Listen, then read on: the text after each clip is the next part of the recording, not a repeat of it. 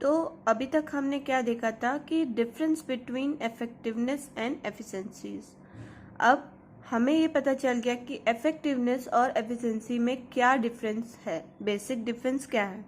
अब हम पढ़ेंगे relation between efficiency and effectiveness. इन दोनों के बीच में कैसा रिलेशन है ये अब हम पढ़ेंगे। Effectiveness and efficiency are equally important. Effectiveness और एफिशिएंसी जो है वो दोनों ही इक्वली इम्पॉर्टेंट होते हैं।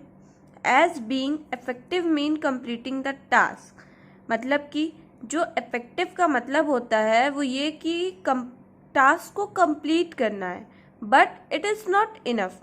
पर ये क्या है, सिर्फ इतना ही काफ़ी नहीं है कि हम किसी टास्क को कंप्लीट करें, to just complete the task. कहने का मतलब कि इफेक्टिव का मतलब तो होता है कि टास्क को कंप्लीट करना, पर यही सिर्फ काफ़ी नहीं होता किसी भी टास्क को कंप्लीट करने के लिए।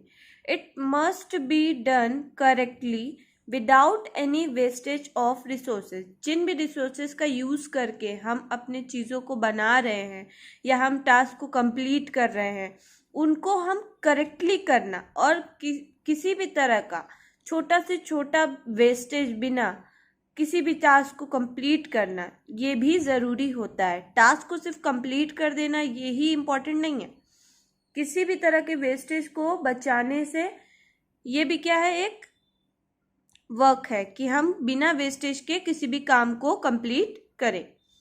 Next, effectiveness and efficiency are the two side of a same coin, one without other is of no use. मतलब इफेक्टिवनेस एंड एफिशिएंसी क्या है, two sides of same coin, मतलब एक सिक्के के दो पहलू। जैसे कहा जाता है ना कि एक सिक्के के दो पहलू होते हैं, तो वैसे ही इफेक्टिवनेस और एफिशिएंसी जो है वो सेम कॉइन के टू साइड्स हैं। एक साइड इफेक्टिवनेस है तो एक साइड एफिशिएंसी है। एक के बिना दूसरा जो है वो उसका कोई यूज नहीं है। One without other is of no use. अगर एक प्रेजेंस है, इफेक्टिवनेस प्रेजेंस है, बट एफिशिएंसी यहाँ पे मिस प्रेजेंस है, तो वहाँ पे इस इफेक्टिवनेस का भी कोई यूज नहीं है। जब तक ये दोनों प्रेजेंट नहीं होंगे ऑर्गेनाइजेशन के अंदर, वर्क के अंदर, तो तब तक कोई भी काम उतने प्रॉपर वे में नहीं कंप्लीट हो पाएगा। तो दोनों ही बहुत इंपॉर्टेंट होता है किसी भी टास्क को परफॉर्म करने के लिए। Effectiveness and efficiency together lead to higher profit.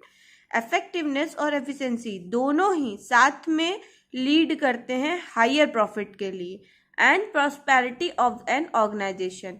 साथ ही साथ ऑर्गेनाइजेशन के प्रॉस्पेरिटी के लिए, इट मीन्स अचीवमेंट के लिए, सक्सेस के लिए।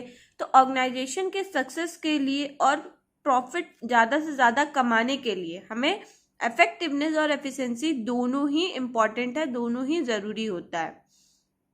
इफेक्टिवनेस का ज़रूरत दोनों तरीके से होगा। इफेक्टिवनेस एंड एफिशिएंसी दोनों ही हमारे लिए इम्पॉर्टेंट होते हैं।